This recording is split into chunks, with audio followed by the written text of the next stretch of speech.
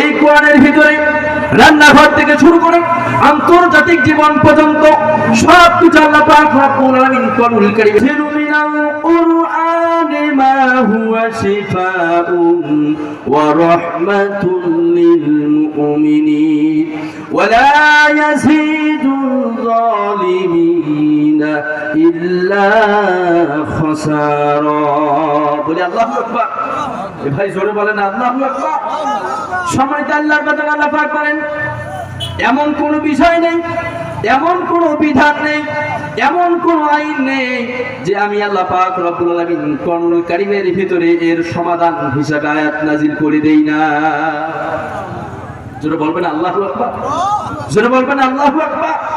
হয়তো আমরা সাধারণ মানুষ এই কোরআনকে চিনতে পারি না, কোরআনের বিষয়ে কোনো কিছু জানি না, না জানার কারণে বিভিন্ন মানুষের মন বিভিন্ন জায়গায় হয়ে যায়, সেটেল হয়ে যায়।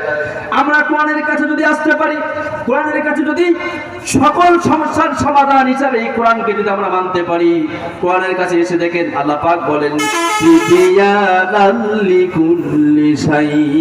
বলি আল্লাহু আকবার। তার মানে প্রত্যেকটা বিষয়ের প্রত্যেকটা জিনিসের সবকিছু আল্লাহ পাক রব্বুল আলামিন এই কোরআনুল কারীমের ভিতরে খোলাখুলি বর্ণনা করে দিয়েছে। বলি আল্লাহু আকবার। জোরে বলি আল্লাহু আকবার।